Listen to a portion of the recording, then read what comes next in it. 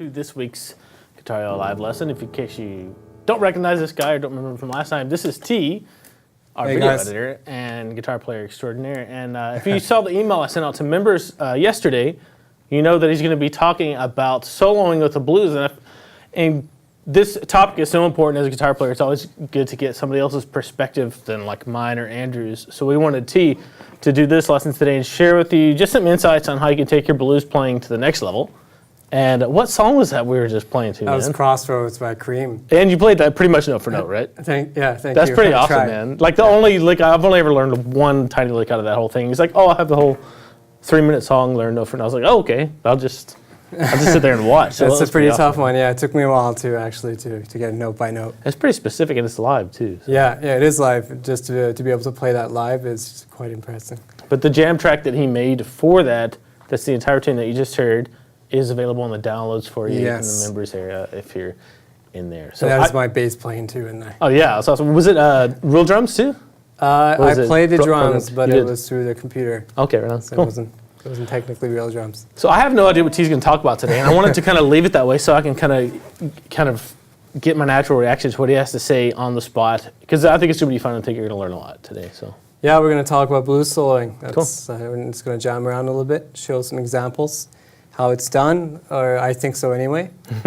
Yeah, so it's a quite subjective topic, and there's a lot of lessons out there online, talking about blues soloing, how to do it, what scales to follow, how to integrate major, minor shapes and boxes and all that. So I'm just going to try to break it down in 3 steps today, and then we'll kind of talk about maybe how Eric Clapton kind of formed his solo that I just played for you. We can kind of break that down a little bit and jam at the end. Cool. So we got, I'll jump in if you don't mind. Yeah, go for it. We got three main points that I wanted to break blues soloing into. First one is knowing your licks. So it's the biggest one. When you memorize a whole bunch of licks, then you can kind of start forming your own thing. For example, I had to learn that song from back to finish just to kind of show you what it takes to learn those licks. So for instance, in that song it was. That's the main lick there, and it always refers back to that one. So I had to make sure I get that right. I hope I did. And then he kind of solos in and out of that and introduces other ideas around it, but he always refers back to it. So I think as a blues player and you want to do some blues soloing, that is very important to have a lick or a line that you kind of always go back to. And within the song, you'll hear that phrase. So that's Cream, Crossroads live, recorded live. So please have a listen to that and then really look out for that line there. It was. Could you play that again slower? Yeah, of course.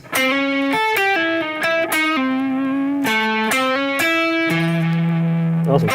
Yeah, that's pretty cool. So this is strictly based on the pentatonic minor scale, and then extended to that. The blues, the blue note in there is in there too. So he's got that, the blue note.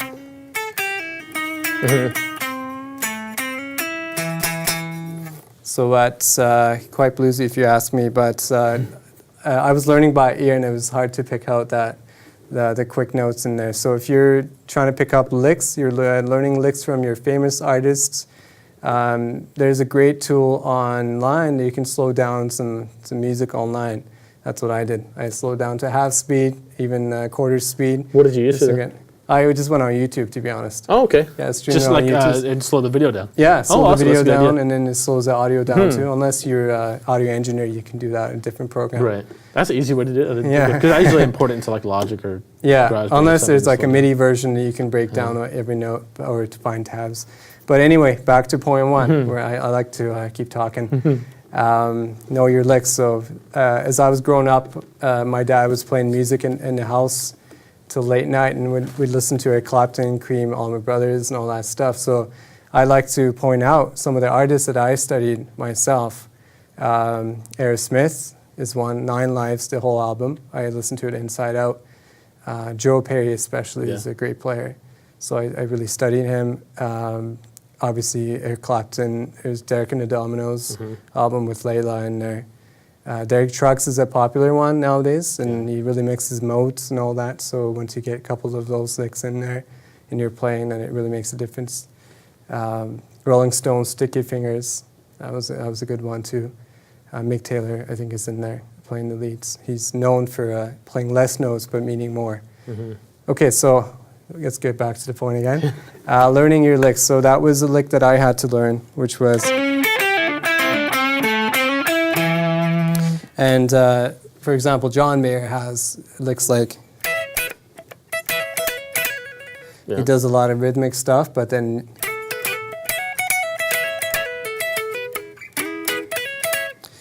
stuff like that. And then you can start to notice signature licks from every player.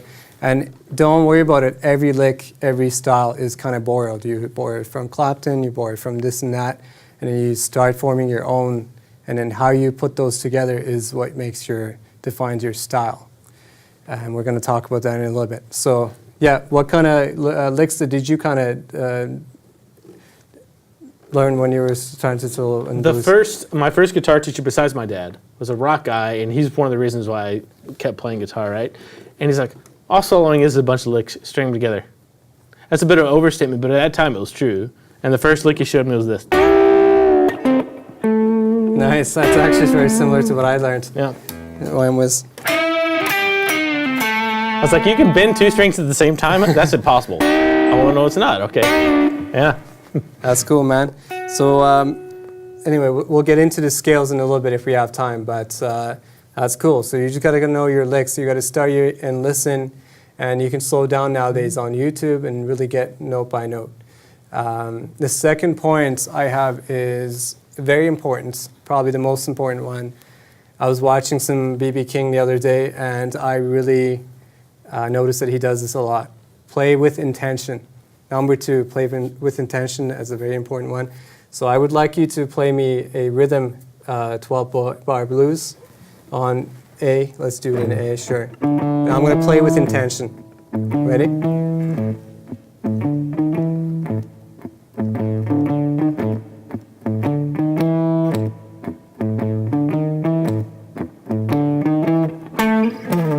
That's it. That's great. So I play with intention by not playing. There you go. You intended to play nothing. Space is amazingly important in blues. That's funny. You have a phrase. Like, am I doing something wrong? No, you're just perfectly fine. You need a phrase. You want to say something, but you want to add some space to it to give it more meaning. Blues is a mixture of sadness and happy sounds, happy and edgy. So in scales too, when you're playing the pentatonic, and then you go into the blues scale. That's very edgy to me. And then another version of that is the typical, you move back 3 steps, so you go 1, 2, 3. You play this similar scale on the F sharp minor, based on the 2nd fret. It's the same scale. But if the backup track is playing in A, when you play this one, it sounds happier.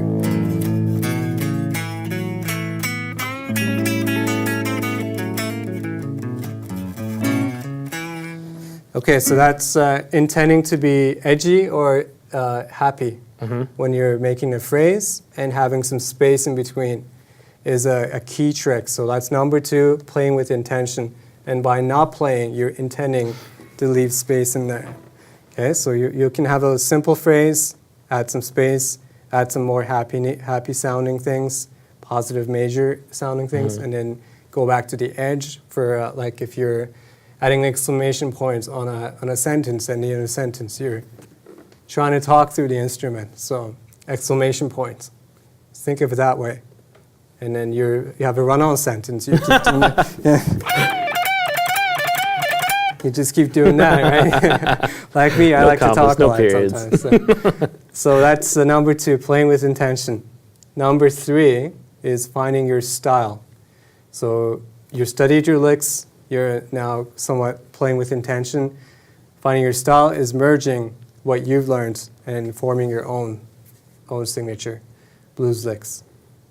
I learned a lot of Metallica too, actually. It's not technically blues. It's But he got some- does study Jimi Hendrix quite a bit, Kirk Hammett in there. And he does a whole bunch of blues lines going up and down. So that's one thing that I noticed. And he would go out of like key. The song would change and he would go in a different key and kind of fall back to it. So that was something that I kept. I'm like, oh, that's pretty cool. And I wonder how he does that. So I kind of figured it out, see where he does it on the guitar. And I kind of learned his shapes. I studied his shapes. And that's just reading tabs online, trying to figure out what notes, or using my ear to figure the solos out. I kind of figure out his shape. So in my playing today, hopefully, you'll see a bit of Metallica in there. Although this is a blues lesson, it applies to everything. It's heavy blues, man. Yeah. When it comes down to it, you know. Okay, so that's number 3. So how would you define your blues playing as a style? Like what kind of style of a blues player are you? Do you mirror like some of the olds or the new generation? The older I get, the more I'm trying to be more intentional with major thirds, like Yeah. right, and trying to hit chord tones. Oh, I guess we're in A. Could be in anything.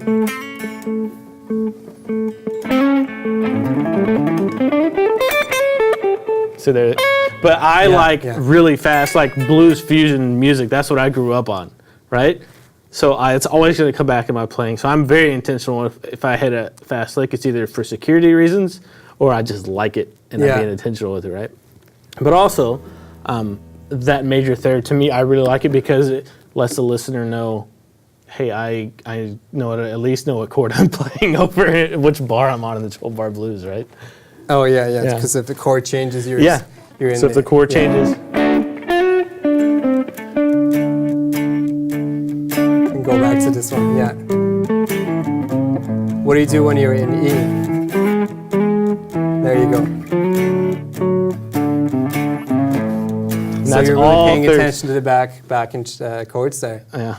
Great. Yeah, Really trying to. Like the older I get, the more I'm like, I'm sick of guessing or just letting my ear kind of meander through a scale. So like the last few years, I've really been very intentional about trying to study that one and bring it out and playing more.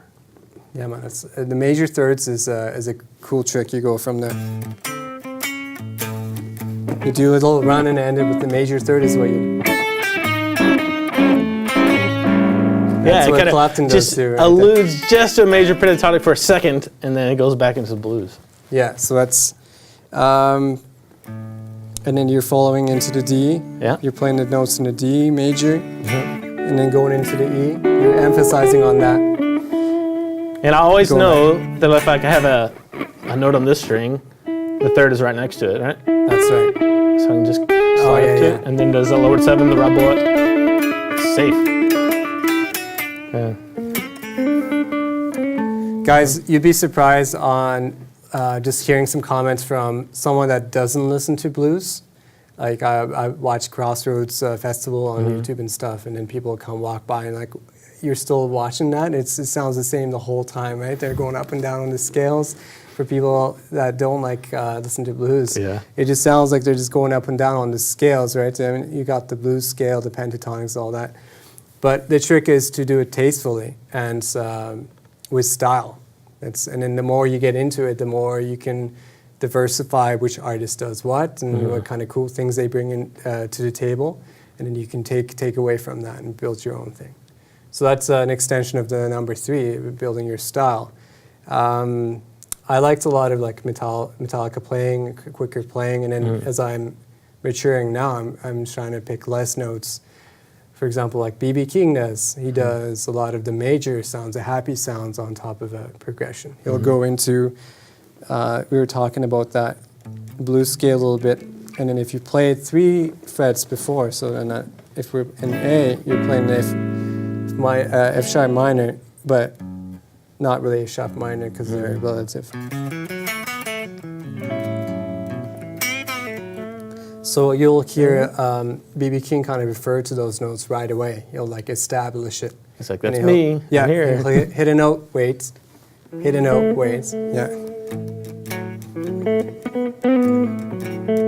Instead of...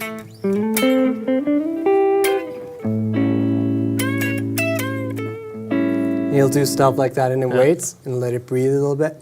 and then he'll do a couple notes. So you don't have to be a crazy technical player. Blues is about conveying an emotion, and the lyrics, you're emphasizing the lyrics. The blues lyrics are simple, but they have such depth and weight to them, right? So we're trying to emphasize that through guitar. Oh. Instead of, I have no idea what just happened. The stream just kicked in or something. Anyway, so there it is. that would be my third suggestion, would be to learn your style, figure it out. Anyway, so let's go play a little progression. And I want to show you a little example of how in this song, The Cream, Eric Clapton played Crossroads, and then he goes back between the blues scale into the major sounding pentatonic scale. And the trick is with blues players is how you meld those together, how you go from the major, the edgy sounding minor pentatonic scale, the blues scale. How do you merge those together, and how do you connect them? That's truly an art, and I, to this day, still try to master it. So I think it'll take me all my life, try to get it down if I can. So let's do a quick progression on that, and then I'll quickly show you guys, because there's so much to cover. Blues playing it goes from A to Z. We're just going to focus on that. So your blues scale from our lessons online on Guitareo.com. Nate really does a great job covering those. So please check those out. This would be the 6-1 form, I believe, on the A.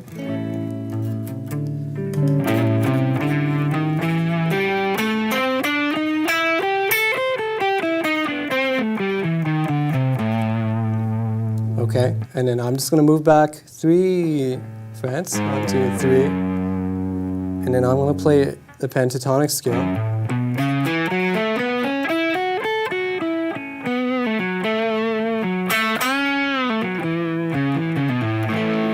But I'm still in A, so it sounds happy. So the beginning of the lick, the Crossroads that I played it started.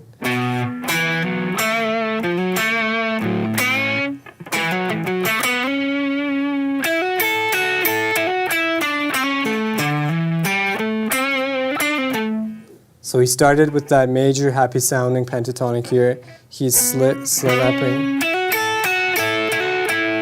At this moment he switches over to the blues scale. And he does what you do. Yeah. So doing that tastefully, and he plays this live, like he just comes up with it on the spot. That's amazing. That's why he's Clapton, right? Yeah. So try to play around with those and see how you can go from the pentatonic scale here. You start on the 2nd fret, but you're still in A, so you want to go back to the 5th fret, where that blues scale is, and how you can kind of merge those together.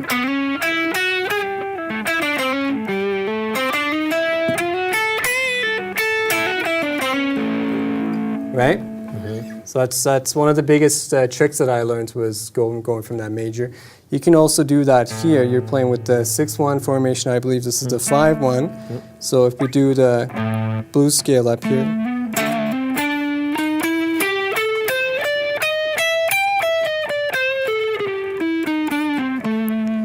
So it is essentially what we're playing up here. We're just moving it down, getting some higher notes.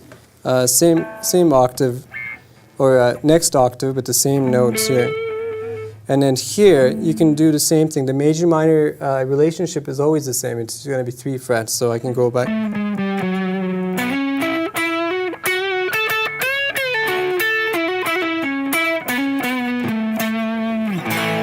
That's the happy sounding one. This is this edgy one.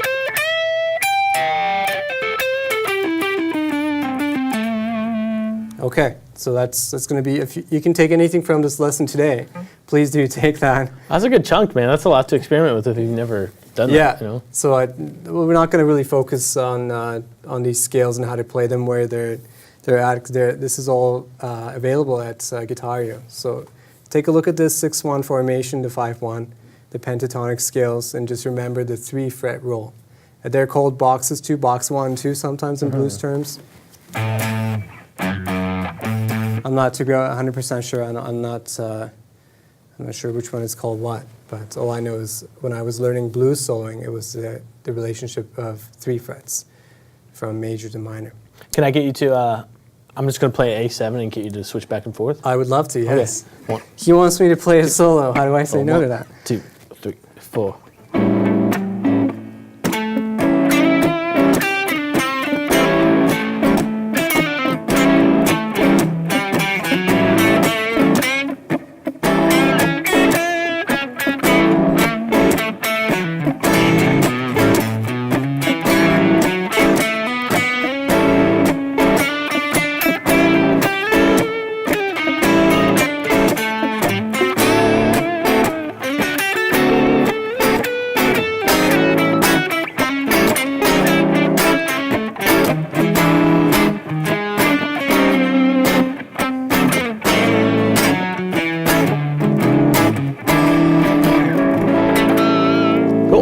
So did you just flowing back and forth whenever you felt like hearing happier or edgier or sadder or bluesier? Would you want to have a go at it? Yeah, sure. All right. I'm going to play the same progression.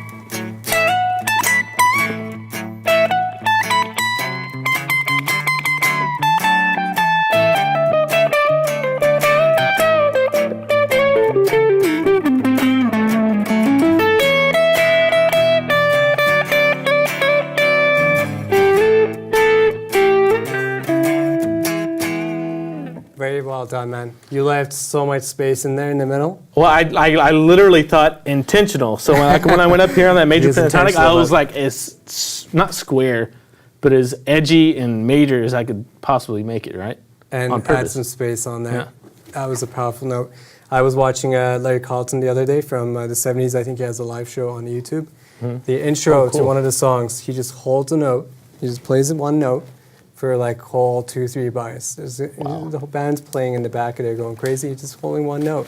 It is so powerful when it's intentional like that. Mm-hmm. So yeah, please. And Larry Carlton can melt your face off, no matter who you are. Yeah, that's another great name. I really studied him, and as he aged too, I think he got more mature with his note picking. It's like, I don't know how he can play as fast and as crazy as stuff as he does and still have such good melody. And like just right there. And be able to play really slowly too, just one note. Just one right after the other. And so you can just pretty much shred. Back in the day, he used to play pretty quick. All right, man, so that's pretty much what I had today. Just remember the intention. You got to actually know your licks first, have intention, have silence especially. Learn your scales, pentatonic scales, but blues is all about expressing the lyrics. Just read up on the lyrics of blues songs. You know, they're pretty heavy, even though they're simple lyrics. And we want to emphasize that through our playing. So diversify your licks, study your artist, but also bring in some extra notes, your own style to it. Maybe your guitar tone, it could be the guitar you use. It could simply just be the way you play the same note across the neck of the guitar, get a different timbre on the same note. So do work on that, and let me know. You can send me an email. Yeah, hit us in the forums if you have any suggestions, any ideas, or any questions about what T has gone over. Yeah, does anyone have any questions? There are a couple. There is one question in here, and it's from Les, which is great because I know he's been working on the blues. He's working on a blues album right now, actually. But if you have any questions for T, doesn't have to be blues related. Just go ahead and get them in right now in the members area, and I'll go ahead and ask this one and give you a couple seconds to do that. I will check the chat too here in a second. But like I said, this one is from Les. All right. And he says, "Hey T, great playing by the way. My question is, do you always have pre-learned licks to choose from when improvising, or do you make up your own licks on the fly, or is it a combination of both? And if so, what's the percentage of the two methods or that you would use? In other words, which techniques do you use the most?" Many thanks. Which techniques? Okay, so do I have preconceived, like memorized licks? Yeah. So it has to be muscle memory. Mm-hmm. If you want to play fluidly, you have to learn the licks. So I played a lot of Clapton, Lila, and all that stuff when I was growing up. So in this instance, we were playing crossroads. We'll stick with that. So if I was to play a solo, now that I've been playing this lately quite a while, if I was to go perform, play a solo, I would most likely mix. So it was half-half. That would be the answer to your question. I use predetermined licks that I borrowed from my favorite artists, but also bring in some of the new stuff that I essentially, and I think in the end, I pretty much play what they played, but it's all jumbled up in my head. So I pick from, a little bit here and there, a little bit here and there, and then kind of make up a melody from it. In the end, I mean, it's been done before. We're not reinventing the wheel. So you're just, we're kind of writing on it and improving on it, right? That's my point of view anyway. So back to your question, do I use predetermined licks? Yes, of course. And if you watch Crossroads Festival, anything like that, you'll see a lot of players, always go to the pentatonic scale, kind of start off there, and then kind of diversify. But what I try to do as there's a mic there, as a soloist is have an introduction, climax to something, and then end it with a period. Yeah, like you said, being lyrical about the blues in general helps you get away from a lot of scalar playing, I think. And I know, Les, I've seen a lot of your videos, and we got a student review coming up this week, and I think that's something that's going to help you. I won't get into it too much, but trying to be able to hear what you play before you played. That's a big deal, is because it's going to slow you down, it's going to give you phrasing, and it's going to make you start to choose your notes. And that's what I did at least half the time when T was played rhythm guitar. I was just thinking about, okay, what's this going to sound like? It's going to sound like a third, going up to major third. I don't know what to play, so I'll throw in a lick, right? Yeah. What's a good trick is I was sitting at the restaurant the other night, and there was a solo being played on the speakers. Oh, yeah? And this is when I play a lot of guitar, and I start picturing it in my head. I hear the solo, I picture the neck of the guitar, and me playing that solo, and I know where it is. If you can picture your fingers moving, then it's like dreaming in a different language. When you start dreaming in a different language, then I'm Turkish. Yeah. I started dreaming in English, then I know I was transitioning into counting numbers in English. And, little phrases here and there. It was all slowly converting to becoming a Canadian.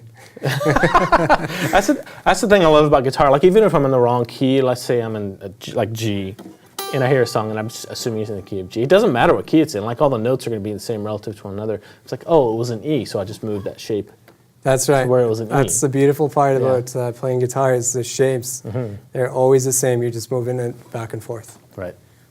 So hopefully that answers your question. Yeah. So it was a long answer, wasn't it? Yeah, not one of my high points though. Okay, I think that's it for questions. Let me just double check here. Yeah, that's it for questions. We have one more jam, right? All right, let's jam it out. And I have no idea what's going to happen. We'll see. Yeah. It's a beautiful part about playing blues. You That's never know. Oh, okay, here we go.